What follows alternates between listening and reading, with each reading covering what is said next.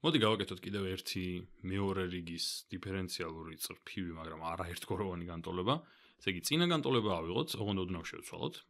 წინა განტოლებაში გქონდა y-ის მეორე წარმოებულს მინუს 3-ჯერ y-ის პირველი წარმოებული მინუს 4-ჯერ y. უდრიდა რაღაც y-ხარისხად 2x-ის რაღაცა პროპორციულ რამეს, მე მგონი 2-ჯერ y-ხარისხად 2x. მაგრამ მოდი ამ y-ს შევეშვათ ცოტა ხანს და სხვა რამე იყოს აქ, სხვა ფუნქცია გქონდეს. მაგალითად, ტრიგონომეტრიული ფუნქცია. თქვათ 2-ჯერ სინუს x. ეხლა, როგორც წინა ვიდეოში, ჯერ ერთი უნდა ამოხსნათ, ვითომ ეს არის ერთგვაროვანი განტოლება, ანუ აქ 0 დავწეროთ უბრალოდ და ამოხსნათ ეგ. რადგან წინა ვიდეოში ამოხსნით აქ პირდაპირ ამონახსნს დავწერ, y ერთგვაროვანის ამონახსნი არის c1 y ხარისხად 4x plus c2 y ხარისხად -x. ახლა უნდა მივადგეთ უკვე ისე ამას და ამოხსნათ, ანუ ვიპოვოთ კერძო ამონახსნი, იმიტომ რომ ამ ერთგვაროვანის და კერძოს კომბინაცია, ანუ მათი ჯამი არის ზოგადი ამონახსნი, ხო? სხვათა შორის წინა ვიდეოში რატომაც არ ვახსენე, ამ მეთოდს რა მეთოდითაც ხსნით, ამ კერძო ამონახსნს რა მეთოდითაც ვპოულობთ, ეწოდება განუსაზღვრელი კოეფიციენტების მეთოდი. იმიტომ რომ რაღაცნაირად არ ვიცით რა კოეფიციენტები უნდა გქონდეს ამ ჩვენს ფუნქციას, თვითონ ფუნქციას ვიცნობთ და კოეფიციენტები უცნობი გვაქვს, რაღაც ცვლადებით აღვნიშნავთ და შემდეგ ვპოულობთ მაგ კოეფიციენტებს. ახლა ფუნქციას ვიცნობთ ცუდად ჟღერს, მაგრამ სინამდვილეში არ არის რაიმე არამათემატიკური, იმიტომ რომ სავსებით ლოგიკურია, როცა აქეთ სინუსი გიზის, რაღაცა ისეთი ფუნქცია უნდა აიღო, რომ თვითონაც იყოს სინუსთან კავშირში და მისი წარმოებულებით სინუსთან იყოს კავშირში, ხო? ახლა ეგეთი ფუნქციები მახსენდება ორი. ერთი არის სინუს x-ი. ამიტომ მოდი დავწეროთ, რომ ჩვენი პოტენციური ამონახსნი უნდა იყოს რაღაც კოეფიციენტი ჯერ სინუს x-ი და კოსინუსის წარმოებულიც სინუსი არის, ამიტომ რაღაცა კოეფიციენტი ჯერ კოსინუს x-ი უნდა დავუმატოთ ამას. ცხადია, x-ი უნდა იყოს არგუმენტში და არა 2x-ი ან რაღაცა, ხო? იმიტომ რომ არსაიდან აქ მხოლოდ სინუს x-ი მაქვს და აქ რომ სხვა კუთხის, ანუ სხვა არგუმენტის სინუსი ან კოსინუსი მქონდეს, ეგ ვერ გარდაიქმნება უცებ სინუს x-ად. ასე რომ მარტო სინუს x-ი და კოსინუს x-ი მექნება. ახლა მოდი უცებ ვიპოვოთ ამის წარმოებულები რა იქნება, ხო? y-ის წარმოებული იქნება a ჯერ კოსინუს x minus b ჯერ სინუს x-ი და მეორე წარმოებული იქნება minus a ჯერ სინუს x minus b ჯერ კოსინუს x-ი. საინტერესო დასაკვირვებელია სხვათა შორის, რომ აი ესეთი გამოსახულება როცა გააქვს, ანუ სინუსის და კოსინუსის წრფივი კომბინაცია როცა გააქვს, ხო? და თან არგუმენტში მხოლოდ x-ები გვაქვს სინუსის და კოსინუსის, ანუ არა ორმაგი არგუმენტი ან რაღაცა ეგეთი. ორჯერ რო გავაწარმოებ, უბრალოდ გამოსახულება გიმრავლდება მინუსზე, -1-ზე. საინტერესო თვისებაა. ყოველ შემთხვევაში მივუბრუნდეთ ახლა საქმეს. მოდი ესენი ჩავყაროთ აი ამ გამოსახულებაში და ვნახოთ რა გამოვა. ესე იგი, მოდი უბრალოდ თანმიმდევრულად ჩავუწეროთ, ანუ მაგალითად, აქედან რას მივიღებთ? აქედან მივიღებთ პირდაპირ აი ამათ, ხო? ამიტომ მექნება minus a sinus x minus b cosinus x-ი. შემდეგ -3-ჯერ y-ის პირველი წარმოებული. ახლა ყურადღებით გავამრავლოთ და ნიშნები გავითვალისწინოთ და თან მოდი ქვემოთ ჩამოვწერ აქ სინუსებს და აქ კოსინუსებს, რომ მარტივად შევკრიბო მე. ანუ იმის ნაცვლად რომ ამ განტოლებასავით ერთ ხაზში დავწერო, ესე ქვეშ მიწერით უფრო მარტივად დალაგდება, ხო? ახლა -3-ზე რომ გავამრავლო ეს სინუსიანი წევრი, მექნება 3b sinus x, ხო? ანუ -3-ჯერ -b sinus x არის 3b sinus x. ამიტომ აქ მაქვს 3-ჯერ b sinus x და -3-ზე რომ გავამრავლო a cosinus x, მექნება -3a cosinus x. და ბოლოს უნდა გავამრავლო აი ეს წევრი -4-ზე, იმიტომ რომ y მაქვს აქ, ხო?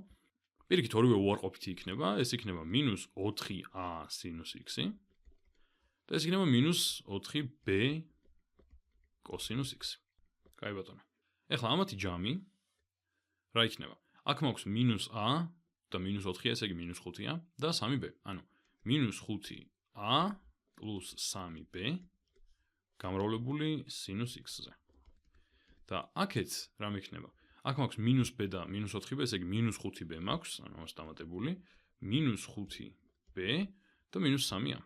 -3a cosinus x. ახლა ეს უნდა უდრიდეს 2-ჯერ sinus x, ხო? ახლა მოდი ამას გადმოვწერ. ესე იგი -5a plus 3b sinus x plus -5b minus 3a cosinus x უდრის 2-ჯერ sinus x, მაგრამ 2-ჯერ sinus x შემიძლია დავწერო კიდევ plus 0-ჯერ კოსინუს x-ი, ხო? არაფერი შეიცვლება, იმიტომ რომ ეს 0-ია. და ამ დროს შემიძლია ესენი გავუტოლო ერთმანეთს ახლა სწორად, იმიტომ რომ სინუს x-იან წევრს გავუტოლდება სინუსის პროპორციული წევრი და კოსინუსს კოსინუსის. ამიტომ პრაქტიკულად გამოდის, რომ აი ეს წევრი, აი ეს კოეფიციენტი არის აი ეს, ანუ ეს უდრის ამას და ეს კოეფიციენტი კოსინუსს რაც აქვს უდრის აი ამას. ანუ შემიძლია დავწერო განტოლებათა სისტემა, სადაც -5a + 3b ტოლი არის 2-ის და მეორე განტოლება -5b - 3a ტოლი არის 0-ის. ეხლა ამათ თუ ამოვხსნი, ვიპოვი a-ს და b-ს და პრაქტიკულად კერძო ამონახსნი აპოვნი მაქვს, იმიტომ რომ კოეფიციენტები გადამრჩა კერძო ამონახსნში საპოვნელი. ეხლა ნახოთ. მოდი ცოტა რომ გავიმარტივოთ საქმე. ზედა განტოლებას გავამრავლებ 3-ზე და ქვედა განტოლებას გავამრავლებ -5-ზე. ესე იგი, მოდი ეს გავამრავლოთ ორივე მხარეს 3-ზე. ხო, 3-ზე ეს მექნება -15a + 9b ტოლია 6-ის და ქვემოთ მექნება -5-ზე რომ გავამრავლებ ყველაფერს 25b + 15a ტოლია 0-ის, იმიტომ რომ გავამრავლე -5-ზე 0 და 0 მექნება ცხადია.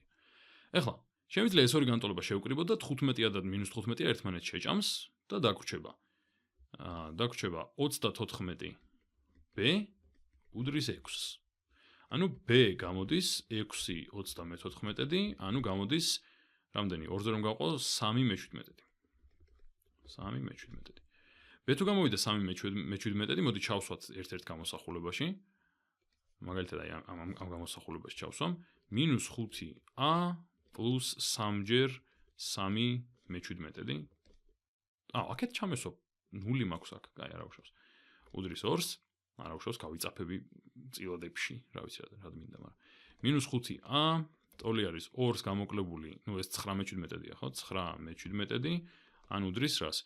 2 არის 17-ზე რომ გავამრავლო და გავყო 34/17, ხო? ესე იგი 34/17-ს -9/17, რაც არის 25/17. ესე იგი -5a არის 25/17, -5-ზე რომ გავყო, a ტოლი გამოდის -5/17. ანუ ჩვენი კერძო ამონახსნი გამოგვივიდა y კერძო. გამოვიდა a-ჯერ სინუს x-ი გქონდა, ესე იგი -5/17 სინუს x-ი და b-ჯერ b მივიღეთ 3/17, b-ჯერ, ანუ 3/17-ჯერ კოსინუს x-ი. და ეს ამონახსნი კომბინაციაში აი ამ ამონახსნთან, აი ამ ერთგვაროვანი რომ ყოფილიყო ეს განტოლება მაგ ამონახსნთან, არის ზოგადი ამონახსნი. ანუ ეს y ერთგვაროვანი და y კერძო.